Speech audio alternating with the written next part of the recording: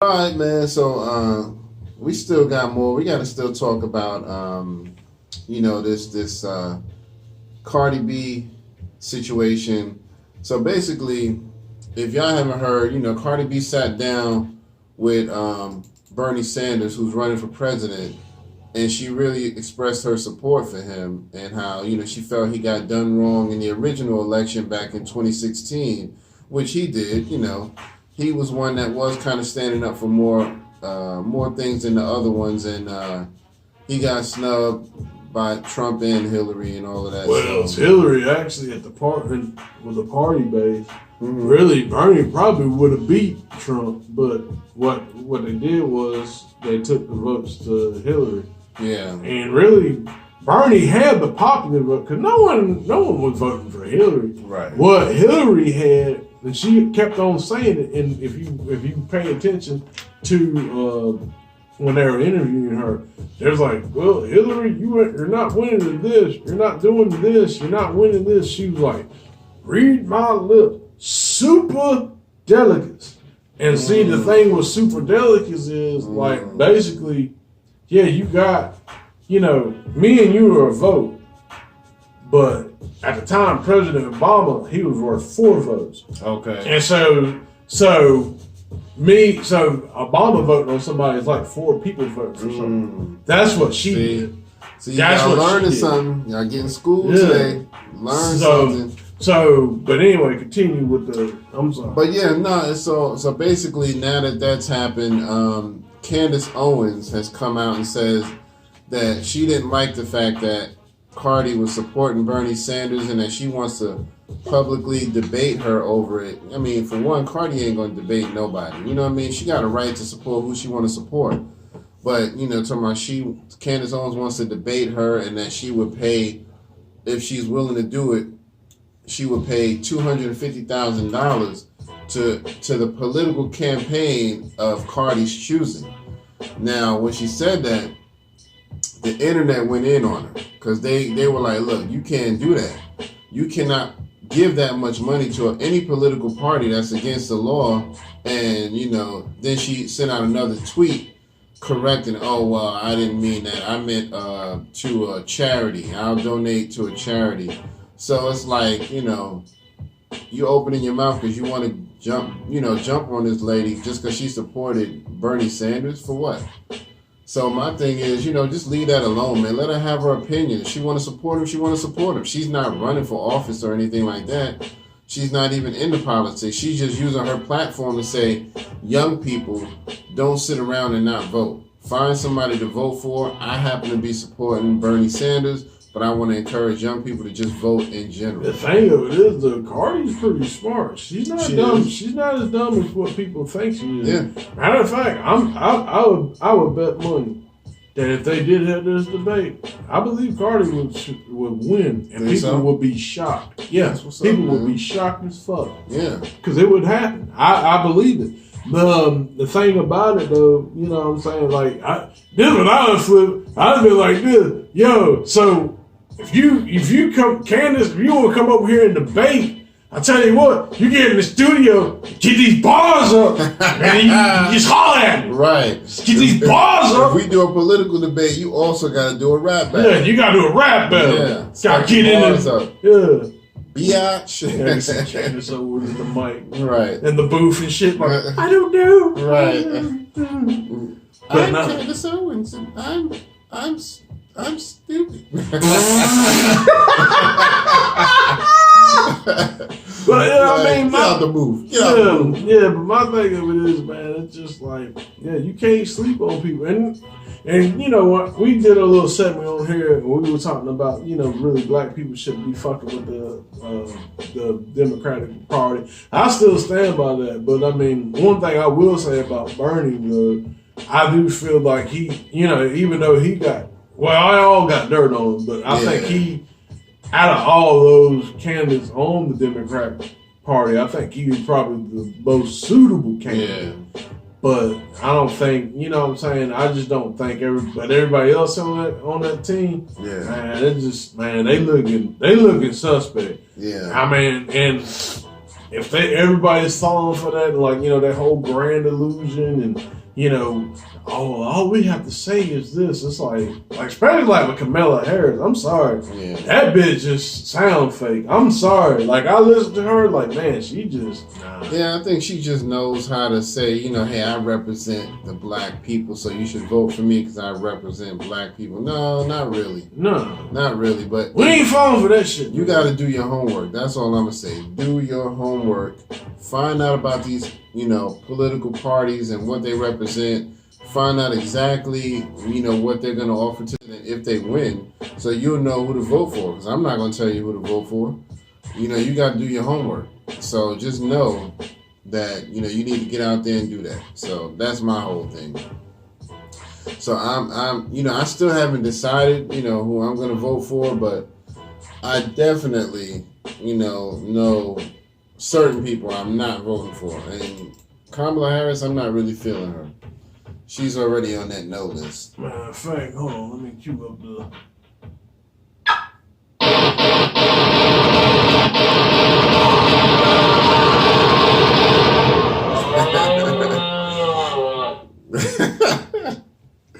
Yo, but she, you know, I really was liking Bernie Sanders a lot, but there was one thing he said that I didn't really agree with. You know, he was talking about the reparations thing, and he was saying that for him that was kind of off the table, that he didn't think that it was necessary. Well, I mean, really though, anybody that, you know what I'm saying, anybody up on that level, they're not going to be up for that. Yeah. Because they know that's going to really, and I hate to say it, but for this country, it'll be detrimental to the country as far as, and I'm not saying to be against it. I'm just saying, like, this country would be broke because they owe us a lot of fucking money. Yeah. A lot of fucking money. Yeah, exactly. They know it. That's why that's really why they're not trying not to pay it.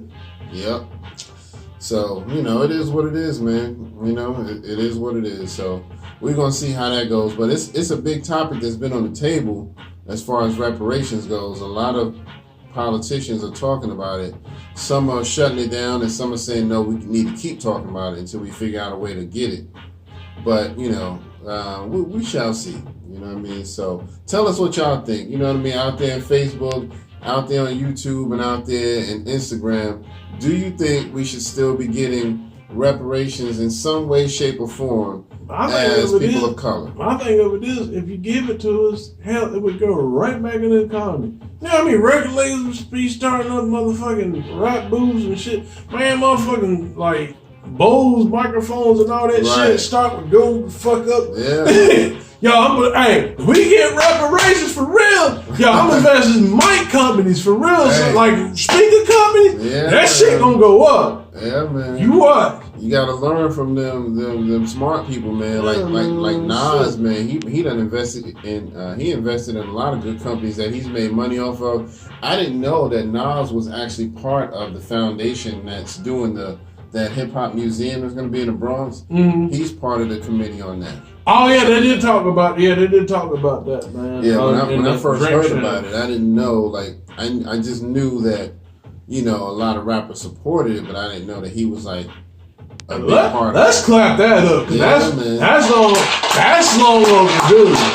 Hip hop music, that is long overdue. Yep, and it's gonna be right in the Bronx too. Yeah, man, that's awesome. I'm waiting for that. It's supposed to be somewhere around 2021 or 2022 that it should be finished. So, you know, they already have offices in the Bronx for it, you know, but they haven't actually gotten the building that they're trying to build from scratch. So that's what I'm excited about, man, because I'm definitely going there. Yeah, we're going to go. You know, New York, I always love New York because that's where I'm from, but that is going to be special. So... But yeah, man. Did you want to add anything else to the conversation? I think that's it. Other than I would be like I'm telling you, man. I think people would be surprised that Cardi B would probably hold her own in that debate. Yeah, I'm telling you. I think so too, man. I think so too. She's not. I can see that. I mean, a lot of people. You know what I'm saying? A lot of people be like, "Oh, well, she ratchet and all that stuff." Look, don't look at all that shit all the time. She's pretty smart. I had to give it to her. Let's clap it up for Cardi B real quick. Yeah. Matter of fact, speaking of Cardi B, did you see she did a video about maybe a week and a half ago on her Instagram where she was giving shout out to the female lyricists? Did you see that? Oh, yeah, basically, so she was kind of criticizing all of her fans because she was like, everybody gets mad sometimes because when I rap, I talk about stuff like my vagina and blah, blah, blah, my body and this and that. But she said, I've tried to do songs where I didn't talk about that. And she named a song or two that she done where she was just rapping. And she was like, all of a sudden, nobody ain't like that shit. So she said, I went back to rapping about my pussy.